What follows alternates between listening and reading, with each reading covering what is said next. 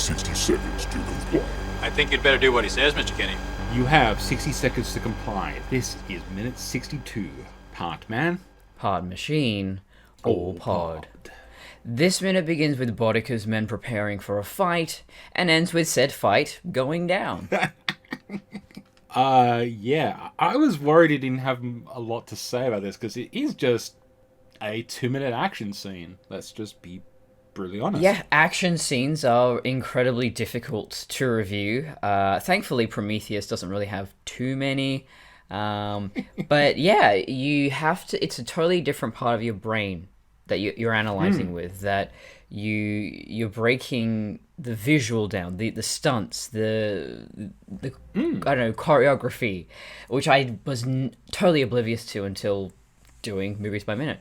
What's funny is that in regards to action scenes, yeah, it's in many ways this is not very actiony like how we would probably do an action scene now. But ironically, I've got a note for this from the commentary, but ironically, this is actually an extremely fast cut action scene when back during this time at least, action scenes weren't cut this quickly. Yes.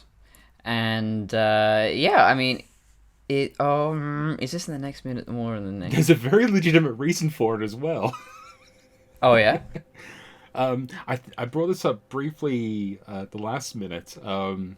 They were having a hell of a time with the props. The gun's not firing, or at least not firing properly, because they'll have blanks and stuff like that, and so that's how you get the blast on the screen. You can sometimes paint those in and all stuff, but usually they'll just have blasting caps, blank firing, stuff like that. You get the recoil, you get the shots, you get the lights, you get everything.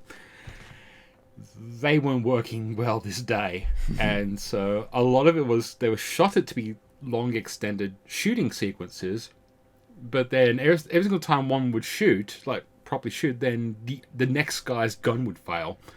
So the cutting ended up being cutting around the gunshot fights. Which is great. It's very kinetic and frenetic and all of those things. And yeah, I guess it's a happy accident.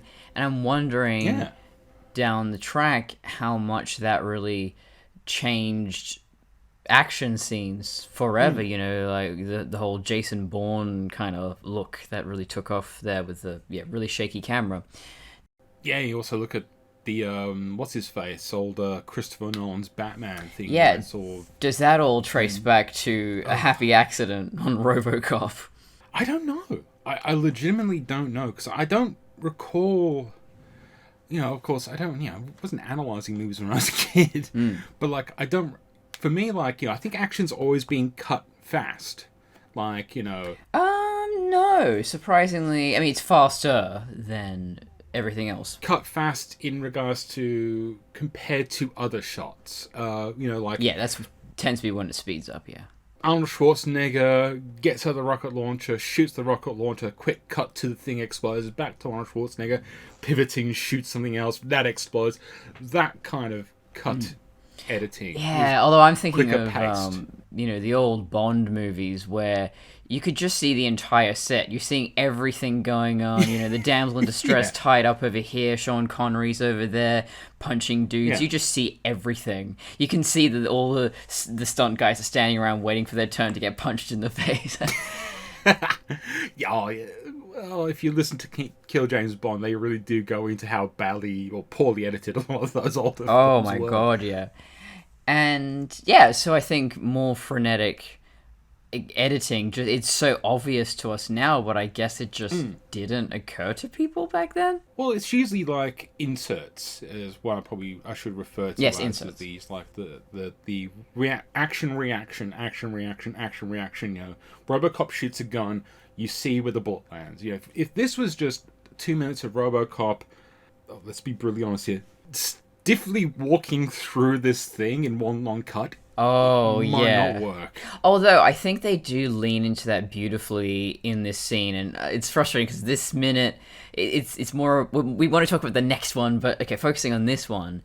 He comes crashing through that door, This god light behind it, this beautiful blinding light. So good. And it's like an 80s music video. There's the fog everywhere. He's just standing there so fucking majestic, and everyone else is just standing around like, oh yeah, okay, shit's gonna go down. And he's just... I wonder if John Woo looked at this and went, I'm doing that for the rest of my career. Yeah, and so Robocop is just standing there and letting this hail of bullets come at him, not flinching at all, even though he's got a flesh face, maybe. And we've discussed this in previous videos. But yeah, there is something powerful about that image. It is just trying to get around the limitations of, this dude is not going to just be running and jumping and all that. But it works. He is a tank. He is the immovable object. He is not about speed, and somehow that looks really freaking cool. I would say more like the unstoppable force than the immovable object, but Well, I mean, right here he's just standing there, so I felt like that was more appropriate. Yes, that's true. He swaps between, he's he's versatile. That Robocop. I do like. This isn't the exact words that Ed uses in the commentary, but I like to refer to as this is the montage of trick shots. Yes. So yeah, like the whole thing of like after they've kind of just like bang bang bang bang bang bang bang, he just looks around. Yep. Bang bang bang. Yeah. It's just like shooting targets, like ducks in a row.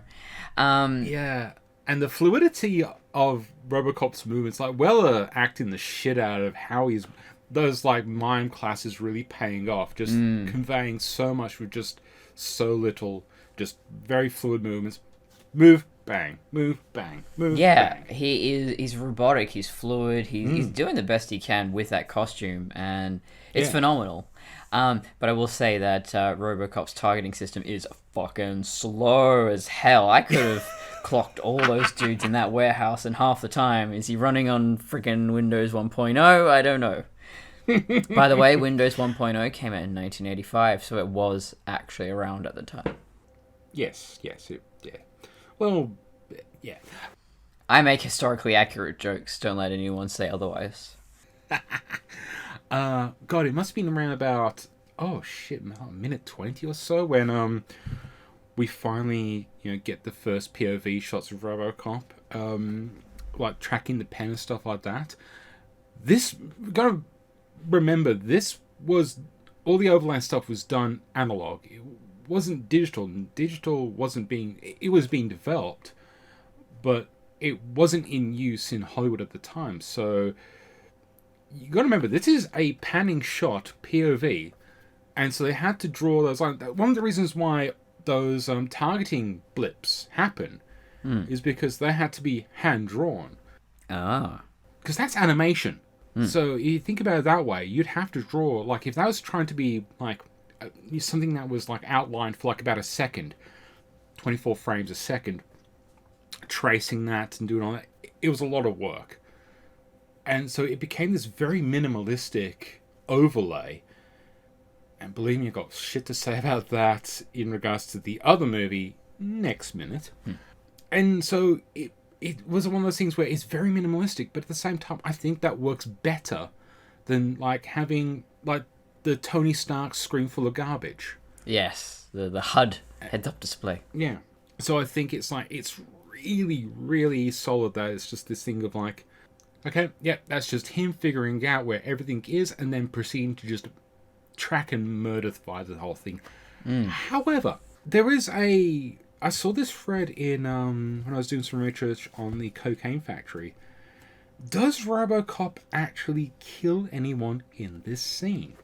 Yeah, I don't know. I mean, it's in the next minute that we actually see him, shooting dudes more precisely. Well, he does shoot people in this thing, but all the shots tend to be shoulder shots. I think there's one gut shot. Okay, I should clarify. Well, at least I should have a statement. Every gunshot has a potential to kill somebody. Yes. That is just factual. Yeah, we've talked about this in previous minutes. Yeah. Getting shot is bad, okay? Yeah. Don't get shot, okay? Yeah. If you get shot, it's bad, okay? Fuck. I'm not apologizing for mass shooting. Fuck no. It's a joke. It's a bit. No. So, but all the swabs that go off shoulders, like they tend to be on the squibs, the collarbone. Squibs. The squibs. What did I say? Swabs. I was like, is that another term I don't know about? No, I meant to say squibs. Because I know Matt Gawley has an obsession with getting squibbed, so that's how I know. I've seen them in real life, and they're awesome. Yeah, nothing like wearing a mini explosive on you. I want to do it one day. One day it'd be awesome. Okay, so yeah, there's a practical reason why, if you try and put one on the forehead, that's prosthetic. It requires all the extra stuff. It's got to be, do it safe. It's like when Murphy gets shot. You probably better off getting a dummy or something like that. You got to make it look realistic. It costs money. There's a practical cost, but I like the diegetic idea that, remember, this is the moment where Clarence later on, after he's being thrown through a few windows, and Robocop's like this close of murdering him, goes, you're a cop. Cops don't kill. Well, they say, correct. I am basically correct. I am a cop, but he doesn't say anything about I shouldn't kill. Well, we'll talk about that later. But the thing that flashes up on Robocop's HUD is uphold the law. Yeah. Is this a diegetic thing of them going, we're just subtly saying, here's upholding the law. We don't see these people. Actually, there's one particular person in the next minute. I'll definitely talk about that. Robocop definitely fucking killed. But even in the the one confirmed kill in this particular scene, it's Robocop shooting the mustache guy who goes and kills Sal. So that's like really the only flat out murder that's inflicted by Robocop to a degree. By proxy, yeah. By proxy. So my question is about Boddicker, our man, our favorite man, who sadly did not get the. Do you have to keep the continuity separate? I don't know. We can't. I don't know this.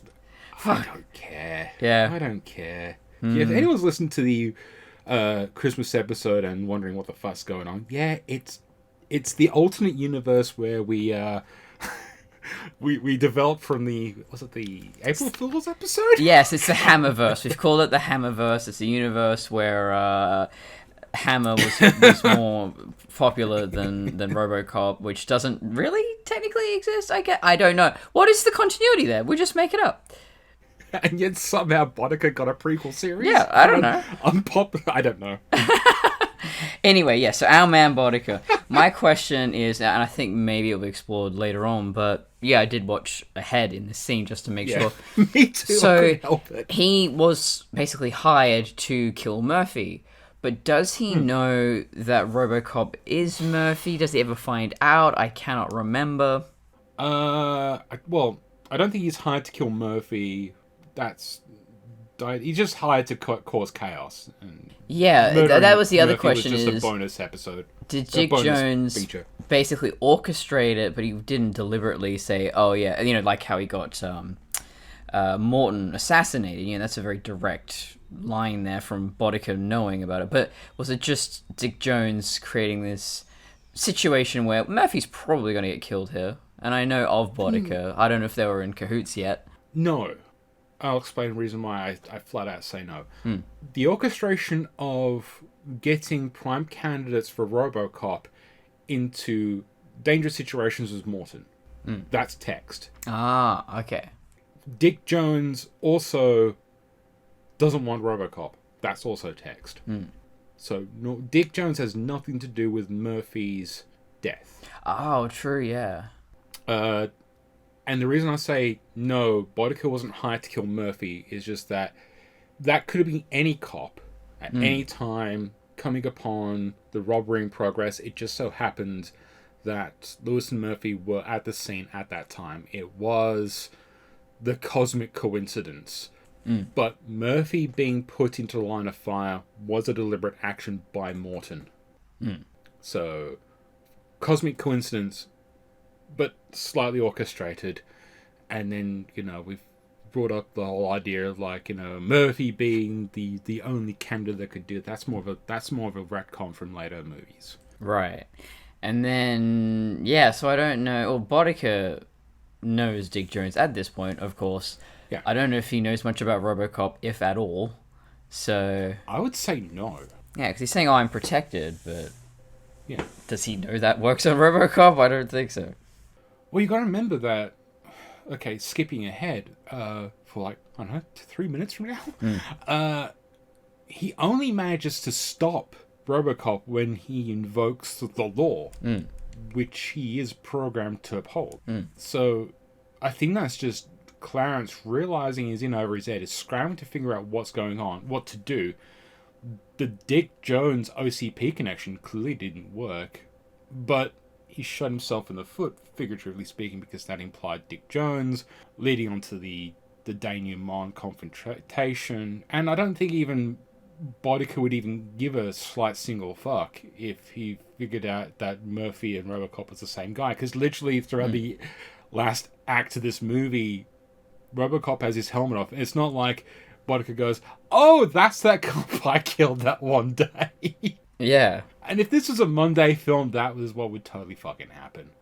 Oh, you just so happened to be the cop I killed. Huh.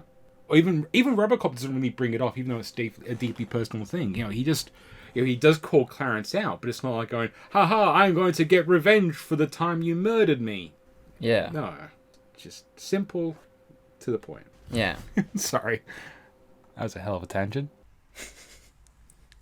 But yeah, it's a good idea, though, to think of, what are these connections? Because I certainly didn't think of these when I first watched it. Yeah, thinking about, or movies by minutes do this all the time, where you are forced to think about the entire plot from one character's perspective, and you go, oh yeah, so what's Boddicker's perspective on this? What does he know? What does he not know?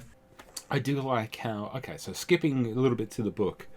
In the book and in the script, there's these small lines where it's just like, you know, Clarence hides underneath a table and blah, blah, blah, blah. And I like that they didn't do that with him in this. He's just slowly retreating. It's almost like he just realizes, yeah, this is gonna go bad, and this guy's unstoppable. So it's not like he's trying to run away, but he's also like going, I'm just gonna strategically retreat. Yeah, he knows shit's going down. Doesn't want to deal with it. Yeah, and I wonder if there is a thing where, even though we don't get it in the movie, or at least I don't believe we get it in the movie, maybe there is a thing where Dick Jones is just like going, if you see this guy, get the fuck out. Yeah. You know? It could have been, you just saw the TV shows, and all the news reports with Media Break. But I mean, it is all over the news, yes. He's probably like, oh, Yeah. God, this guy. Okay. we don't see anything contextual that, you know, Dick gave him the heads up. And I get that kind of feeling that Dick Jones just realistically does not give a single toss about Robocop. He doesn't seem to even give a shit about Robocop beyond Morton kind of screwing him over. So maybe it is that thing of like, up until that one moment where Robocop becomes a pain in his ass, that's when it's just like, yeah, we need to destroy this thing. His memory could be used as evidence against us. This something that intrigues me about Robocop. It's a fairly abstract idea, I suppose, but the idea that this guy is so, I don't know, custom made for his role in life. Like, there is no after work hours for Robocop. This is it. This is everything he's made for. You are seeing him totally in his own, just in his element in this scene. And I guess, to use an example, with superhero stories, heroes and villains, they all look freaky and whatever. It's just, but they have to just be human beings at some point. So if you're like Dr. Octavius, my favorite, so when you're not fighting Spider-Man, you've got these arms attached to you 24/7, but you just need to just get, I don't know, groceries.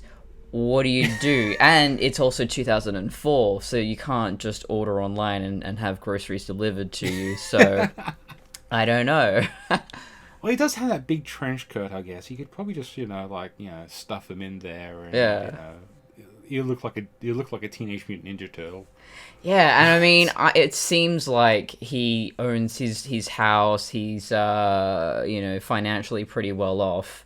so it's probably not as huge of an issue for him. But if it's just like me and I turn into the lizard, and it's just like, well, okay, do I just go to work as the lizard? Do I, I can't just be a supervillain, or maybe that's why they turn evil, because they go, well, I've lost my job now just because I don't want to see my lizardy face or my octopus tentacles, and this is a situation I'm in now.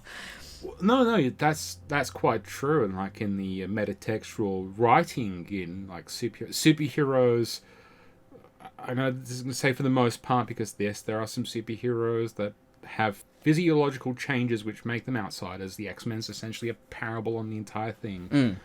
Spider-Man, Batman, Superman, they all have secret identities. Of course, this is also ties back to the pulpy era and secret identities. Yeah, they can just turn it off. They can just go about their lives. Exactly. And one of the things with texts about villains is half the time is that they are transformed into monsters physiologically or whatever. I mean, just, like, or even something like losing hair. Like, you can spot Jeff Bezos, fucking Lex Luthor from a mile away. Like, he's really... Well, no, I was actually going to say, like, Norman Osborn also had a secret identity. And weird hair. Well, they're all basically Trump proxies. Anyway. Yeah. No, Lex Luthor was a secret villain. He had a public identity that was different to... it depends on the version of Lex, obviously, but Lex could get away from being normal. Yeah. But the Joker can't. Yeah. The Joker's a monster. Yeah, I mean, Jack Nicholson, obviously, in the first movie, tries to paint over his face. Doesn't really work. It works enough in the context of the movie, and even people are going, what's with the weird grin? I think we're actually down an interesting and relevant rabbit hole here, for once. Where, most of the time, it's villains who are physically deformed. They're disfigured in some way that you can never come back from, unless they're women's. So then they have to be hot, like Catwoman and Poison Ivy and Harley Quinn. Yeah, I was going to say Poison Ivy. She gets the magical hotness juice. Oh yeah, she turns into not the swamp thing, but just a really hot forest nymph, I guess. Because you got to have them fuckable. Yeah, of course. No one wants to look at a monster woman. I want to look at a monster woman. But okay. I want to look at a monster woman. Yeah, that's why I've got a story called Dr. Travian Supernatural Orphanage, in which it's all monsters all the time, and they're all ladies. We want lady yetis. Oh, I got lady. You want lady werewolves? Oh, I got them. All the monsters. But yeah. Bruce Wayne just goes, orphanage, you say? Yeah. Fucking way off track here. Yeah. I can't think of too many heroes like Robocop who are just trapped in this reality. There is no other... There's no home life, there's no family life. I mean, that would have been really interesting in a remake, maybe, if they could just, like, explore that or... yeah, I know. Yeah, shame they never did that. Metamorpho? Was he a hero, the DC dude? Yeah, he was. Weird. Okay, so he's one... But even he had a hot girlfriend. What the fuck? I think he had a secret identity, which is basically him, but painted flesh with a brown wig on, so because he looked normal enough. Oh, okay. I don't know if that's changed in recent years, but that's Silver Age. Oh, yeah, I don't know if there's any villains who try to conform and hide their identity. One classic hero who's turned permanently ugly. The Thing. Oh, yeah, of course, that's the whole thing. Yeah, we spent way too long getting to that. As someone who's read all Fantastic Four, like all of it, I'm very ashamed. But yeah, that's Ben Grimm's whole thing, is that conflict between being a hero and giving that up and having a normal life, which, frankly, dude, I don't know if it's worth it. Just go back to a normal life. They had to give him a blind girlfriend to kind of go, well, it's about the man underneath. Then she hooked up with Johnny Storm because, of course, she had to go with a hot one.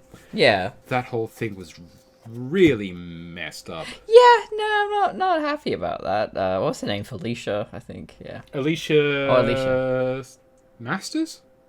God, it's been a while since I've... No, it's Felicia Hardy. Is Felicia Hardy's Black Cat. So yeah, Alicia Masters. I get confused between those two, and I think they're both created by Stan Lee. So great job there, man. I can't. Yeah, I think Stan Lee created Black Cat. Yeah, See, I can't remember. Also, It's another been a villain woman who must be very hot. Oh, she was genetically augmented or some shit, and oh, she's still hot. Not in the original comics, in the Is that in the animated cartoon? series. They Oh, did okay, that. because showing my 90s kidness, yeah, that's where I learned. Yeah, in the original one, she was just like the difference between Felicia and Black Cat was put on a domino mask. I really... Fuck, this is getting way down. But in Captain Planet... Great comic. Yeah, Sorry. Captain Go Planet, I can't remember her name, but there was like this blonde woman in a pink jumpsuit and half her face was all burned up and she covered it with her hair and I'm just like, I mean, she is disfigured, so that's cool. I really dig that, but she's also really hot. So she's like a sexy female Doctor Doom.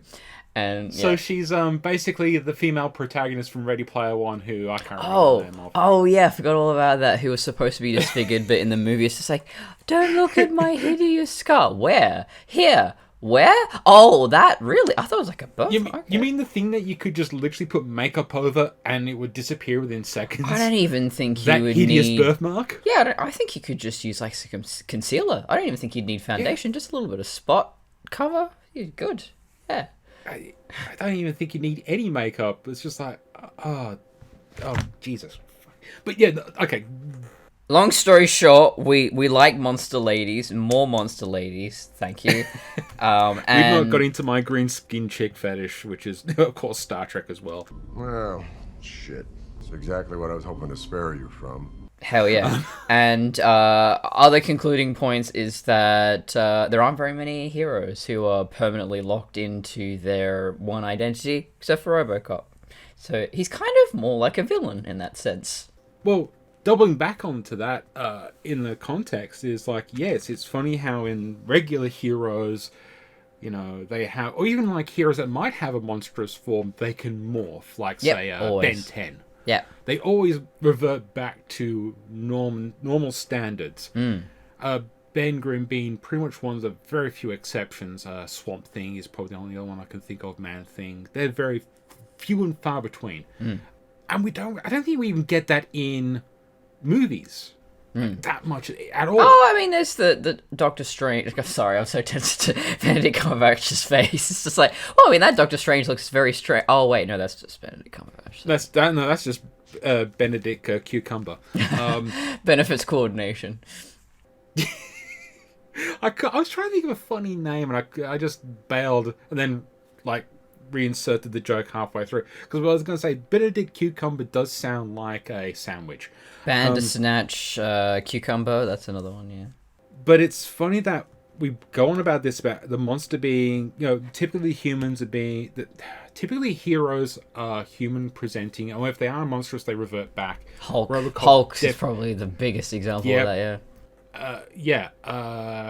A subversion of that also was She-Hulk, because She-Hulk, well, until they changed it back, which sucked.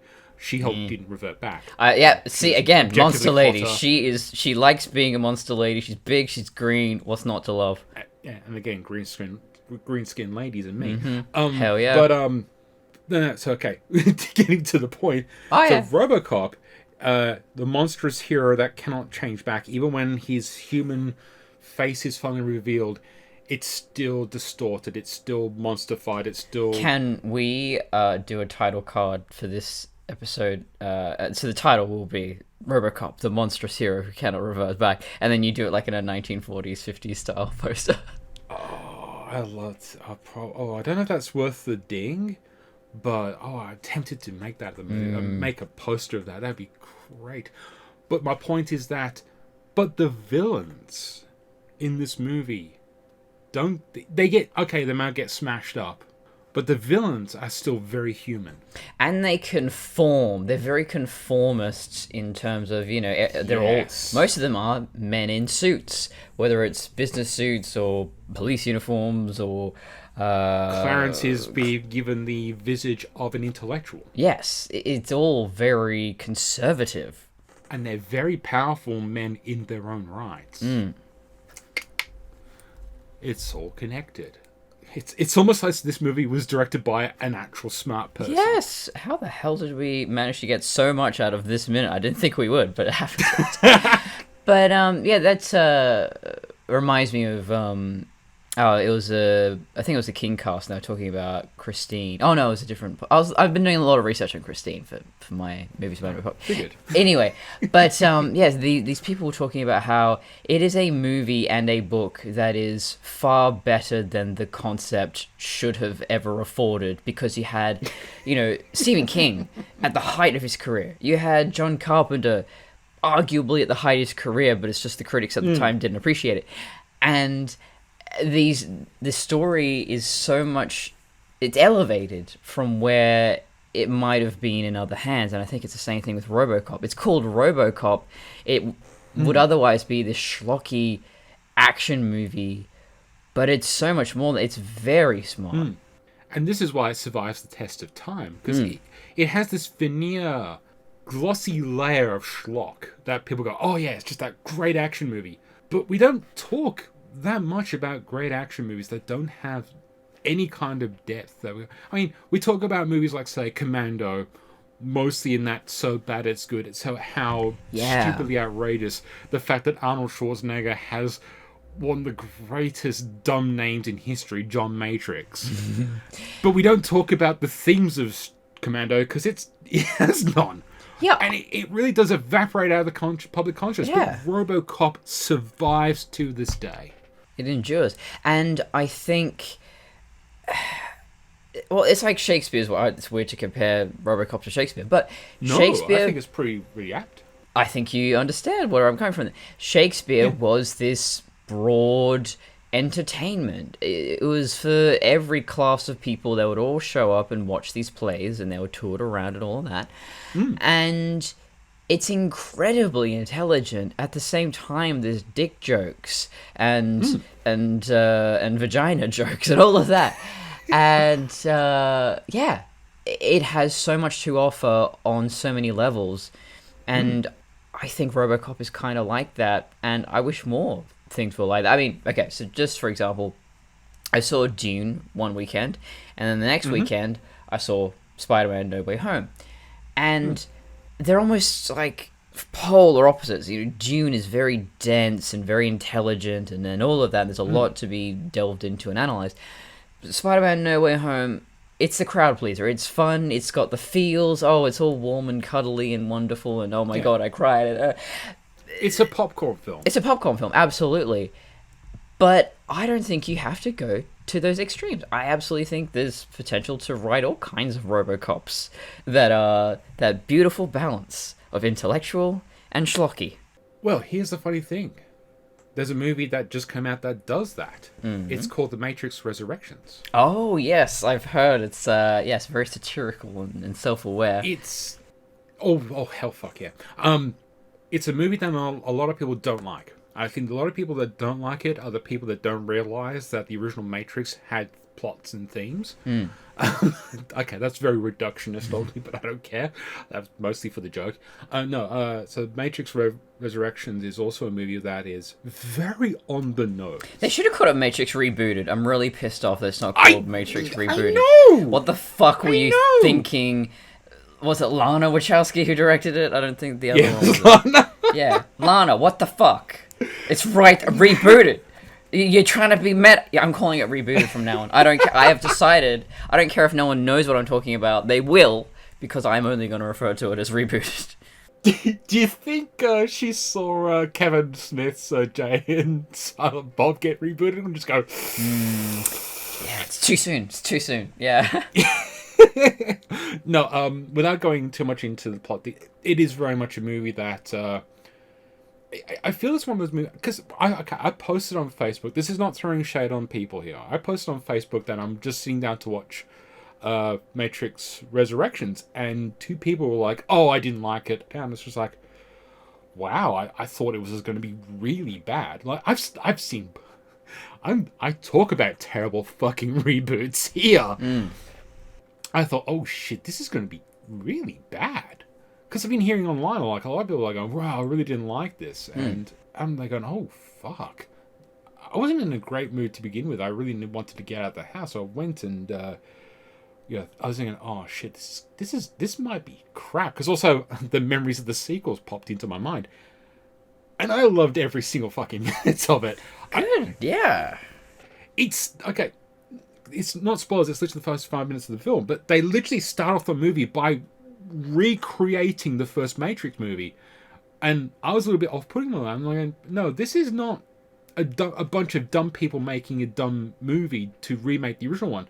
It has to be doing something with this, and I let it happen. And when I saw what was happening, I was just like, oh, that kind of reaction. I think what's happening is, this is what happened with me. I call it the Baby Driver effect, because that's when it happened to me. This is at a point when I was absolutely obsessed with Edgar Wright, loved all these other movies, yeah. And it's actually based on a short film he did ages ago with Noel Fielding. And, I had this very specific idea of the music they would use and how it would be done and all of that. And so I sat there waiting for my movie to happen, and I wasn't just focusing in the moment, appreciating what the movie actually was. And so I think that happens with a lot of people seeing this Matrix movie now, going, but where's the Matrix 4 that I had built in my... Where's my fan fiction where, it's, all this other stuff that happens within continuity happens? No. I was so happy that none of that happened, because honestly, after the first... Because I liked Assassins. That's like the first script they ever sold. And I love that film. It's trashy as hell. It's fun.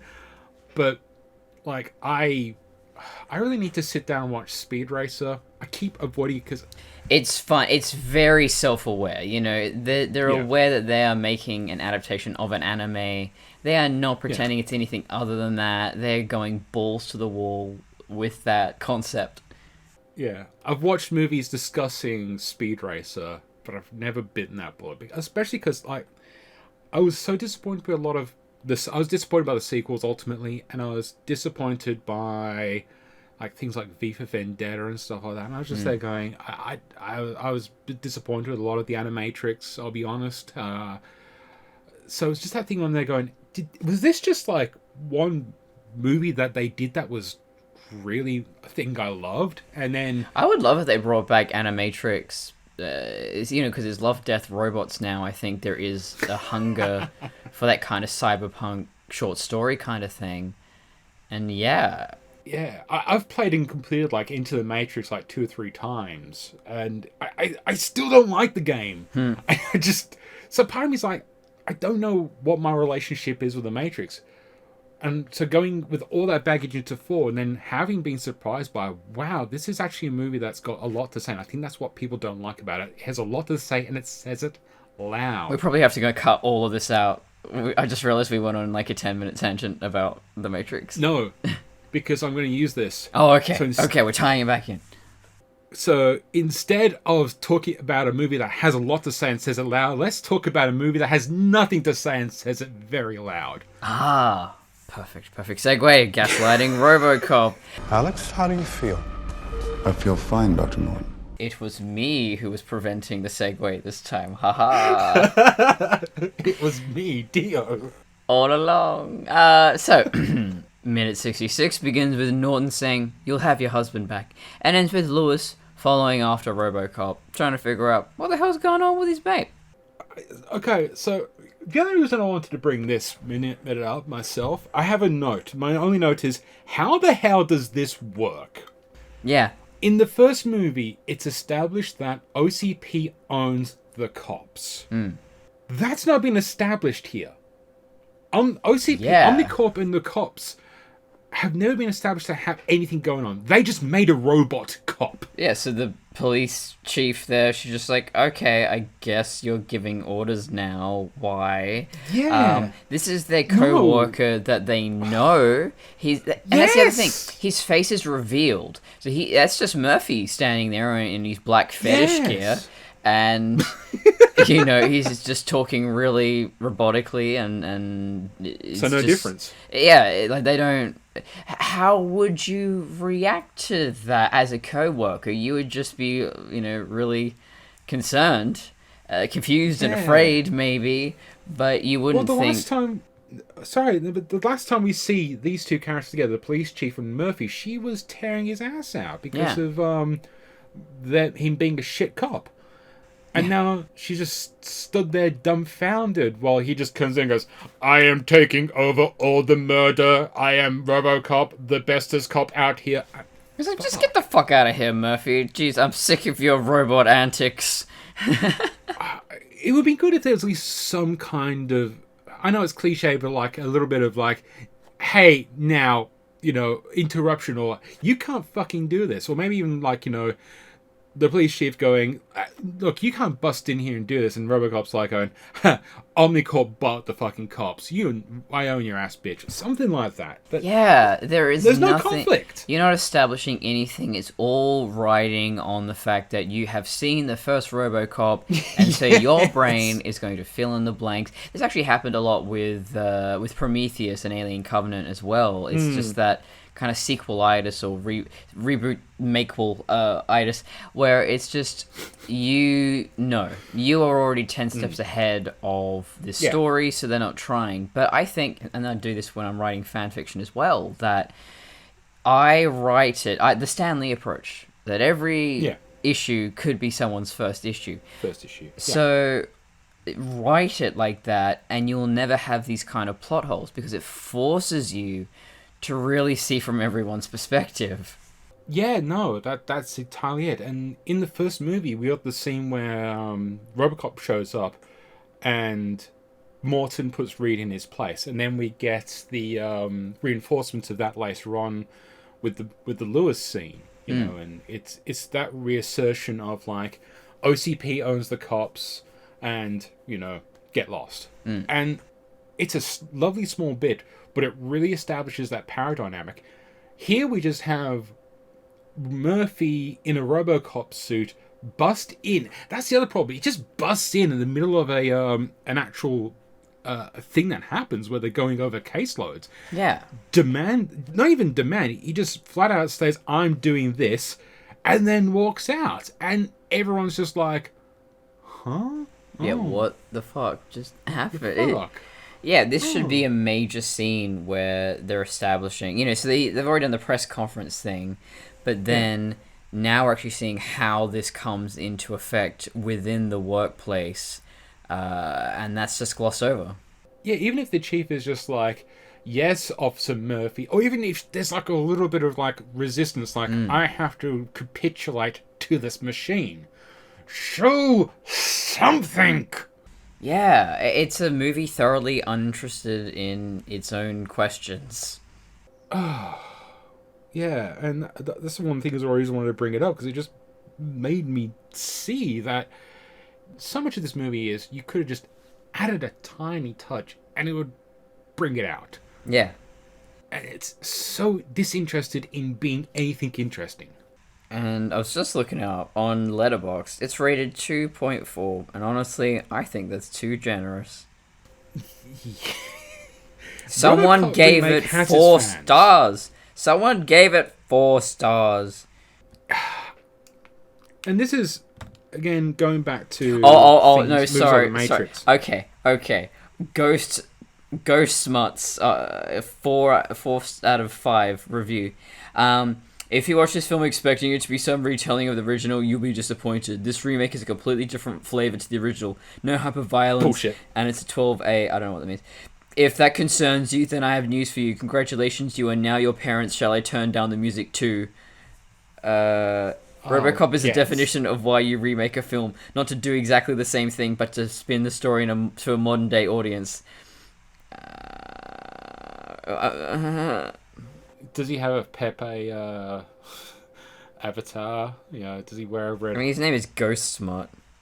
Yeah, so it's probably a dickhead. I don't know. Yeah. I don't know who this person is. I can't read the thing. That's just a really bad review. We have reiterated, like, doing something different is interesting, but doing something different without taking a movie that has a lot to say, then changing it and saying nothing with it, doesn't make it good. If anything, makes it the opposite. Okay, I think it says 356 people gave it 5 stars. What the fuck? That's 356 people who are wrong. No, okay. Let's just have a blanket statement here. You're entitled to like anything you want. That's fine. You're still wrong. Oh man, we should just do a whole episode reading 5-star reviews. Surprisingly enough, Jose Padilla's Robocop is a remake of Paul Verhoeven's Robocop works. It lacks the personality and satirical edge of its progenitor, but the film is slick, swift science fiction with heady subtext, entertaining and engrossing. I fucking disagree, lady. Okay. Well, no. Let's face it. The first half of that review is right. It lacks until the point where it says it actually has it. heady sci-fi. Oh my well, we god. have nothing to say about gaslighting. We just bring up a review and just we shouldn't mock these people. They're entitled. They're entitled to their opinions, just like we are entitled to ours. They're entitled to be wrong. Yeah, but they're entitled to be wrong. We're elitist nerds.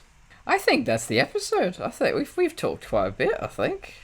Well, in that case, where can the lovely viewers find you? You can find me at traviandesigns.com and patreon.com/traviandesigns. I'm on my Christmas break right now, but hopefully I can manage working full-time and doing podcasts once a week, hopefully. Well, you'll be sharing a load on this one with me at least, and you can find me on Fandom Crossing and Helios Photos, and Come Pow, Enter the Minute is on a Christmas, New Year's, Hanukkah, Valentine's, Easter, Harbour Day, holiday break. Yep. I've run out of holidays. But more importantly, you can check us out on Simplecast, Spotify, Apple, Google, all the other podcasting. YouTube, we have a YouTube channel. And occasionally people look at it, which is annoying because I went and made one of the best graphics I've ever made just recently. And for the last episode, just for clarification, it's the thumbnail, not the actual video. You don't have to sit down and watch like 30 minutes of that. Cursed image. But yeah, like, share, subscribe, write, review, all that bullshit, feed the algorithm. I'm fairly certain it goes into some billionaire's brain and gives them some sort of mini orgasm every single time you feed it. Blah blah blah. And until next time, it is not a federal offense to rock out with your Robocock out.